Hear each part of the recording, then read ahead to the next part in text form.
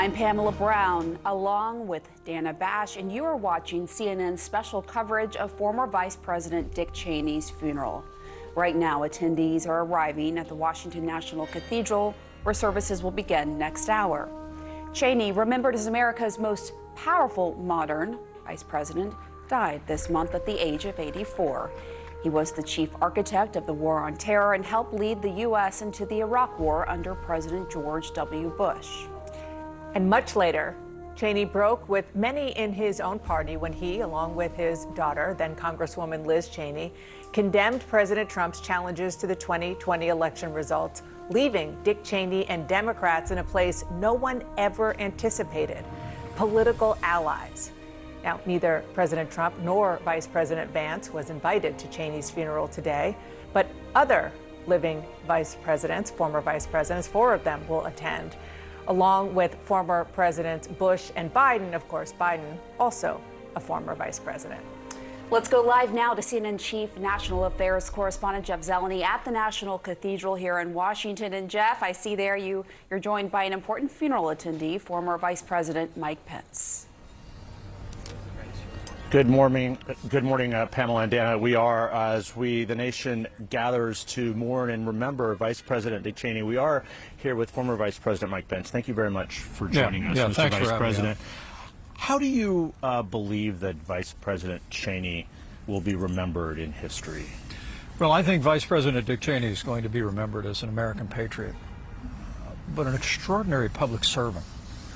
And when you think of a lifetime that spanned not only service in Congress, where he was in leadership, but being one of the youngest chiefs of staff for a president, with President Gerald Ford, going on to being the Secretary of Defense for President George Herbert Walker Bush, and then, of course, Vice President for President George W. Bush. I mean, there are very few Americans who have served at such levels with such distinction as Dick Cheney. But I think more than that, Jeff, I think he will be remembered as a man who was there at critical moments in the life of the nation. In the wake of Watergate, we had President Gerald Ford who made that hard decision to pardon President Nixon and move the country forward to a time to heal. Dick Cheney was there as his chief of staff. Operation Desert Storm, under President George Herbert Walker Bush, where he was Secretary of Defense in an extraordinary American military victory. And then, of course, being there on September 11th, a day those of us who were serving in Washington at the time will never forget.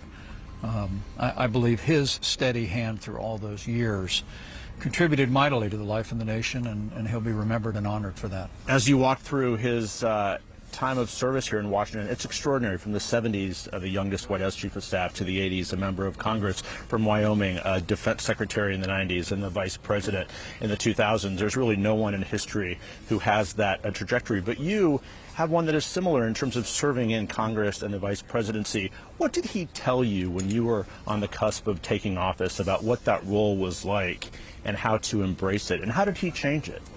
Well, I think he did change it in many ways. The critics of the Bush administration like to exaggerate his role, but there's no question in my mind that throughout those 8 years he was a steady hand and a support to President George W. Bush, who we'll hear from today, who I'm sure will extol the virtues of his role as a vice president. But to your point, Jeff, right after we were elected in 2016, an election that Vice President Cheney strongly supported, and we were grateful for that. He called me up and gave me some very sage advice. What did he tell you? Well, he actually first told me his practice was to take his presidential daily brief first thing in the morning at the vice president's residence before joining the president for his presidential daily brief. And I made that my practice literally every day for 4 years. And it was a way that he said, you will be better equipped to be able to advise the president if you know in advance what's coming and can run that through the filter of the president's priorities. And secondly, he did encourage me to spend a lot of time on Capitol Hill, which was easy for me as it was for him. He was a member of Congress for a decade. He was the Republican Conference Chairman, which was a role that I served in. But he was the one that said to me, don't just go to Capitol Hill when the administration is looking for something or looking for a vote. Go on a regular basis, which I sought to do for those regular luncheons in the U.S. Senate. And I'll never forget, those were two pieces of advice that I think contributed to the success of their administration, and I know they contributed to the success of ours. As we all well remember, a year ago, he broke ranks with the party, and he supported Vice President Harris in her presidential bid. At the time he did so, he said that there was no greater threat to the republic than Donald Trump. Do you think his words have come true? Well, look, I have great confidence in the future of this country and great confidence in the strength of our republic. I would never begrudge the late Vice President his opinions or political judgment. But at the end of the day, I think his lifetime is evidence of the fact of really the strength of this nation. And in a very real sense, as we go forward, I think people will continue to be inspired by his devotion to our military, his devotion to our national defense, and a lifetime of service, and that's where we should focus today. He also warned about what U.S. allies abroad would think about the changes in America. I'm wondering, as we saw this week with President Trump sitting alongside the Saudi Crown Prince talking about the murder of Jamal Khashoggi, President Trump said things happen. What did you think when you heard that? Well, I looked on at that, and obviously, look, one of the things that Dick Cheney understood, that I understood as vice president, is that any president has to take the world as it comes. And the opportunity to move forward with Saudi Arabia in the hopes that Saudi Arabia will someday even join the Abraham Accords that we minted during our administration, I think is understandable. But one of the things, as I just returned from a swing through the United Kingdom, one of the things about Vice President Cheney's long career was the belief in the importance of those long-term alliances, particularly with our NATO allies. And as we did in our time, he did in his time, calling on our NATO allies to live up to their obligations. But what message does that send to the NATO allies when President Trump said something like that? Well, I believe that the clarity with which the president will speak in the days ahead must include our commitment to stand with free nations around the world, and especially those who have helped us build this extraordinary transatlantic alliance. It's important that we continue to advance peace in the Middle East. It's important that we make it clear to our allies in the Asia Pacific that we will stand for freedom.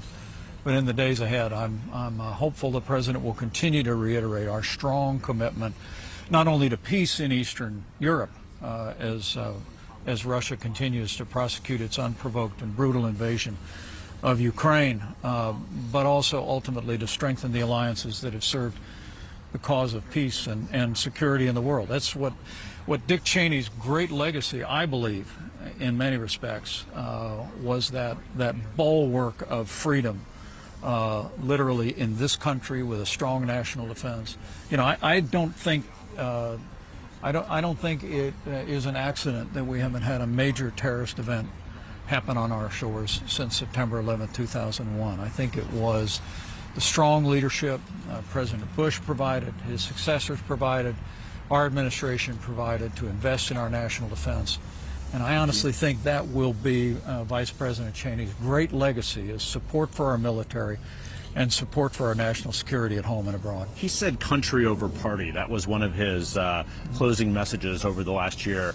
As you prepare to take your seat in the cathedral here, there will be a tapestry of Republicans and Democrats, Speaker Boehner, Speaker Pelosi, President Biden, former Vice President Quayle. What does this moment say, do you believe, and can the country move beyond the bitter divide that it's now in? Oh, I'm confident it can. Look, our politics are more divided than any time in my lifetime. But I'm not convinced the American people are as divided as our politics. The American people, I think, as you will see today, with the turnout here at the National Cathedral, admire and respect men and women who step forward, either to put on the uniform of the United States, the uniform of law enforcement, or be in public life. And I think the honor that will be paid to the life and legacy of our 46th Vice President will give evidence of those shared values that we have in this country. And on that foundation of shared values, I'm very confident that we'll continue to move our country forward together. Mr. Vice President, thank you very much for your time. I Thank appreciate you. it. Great.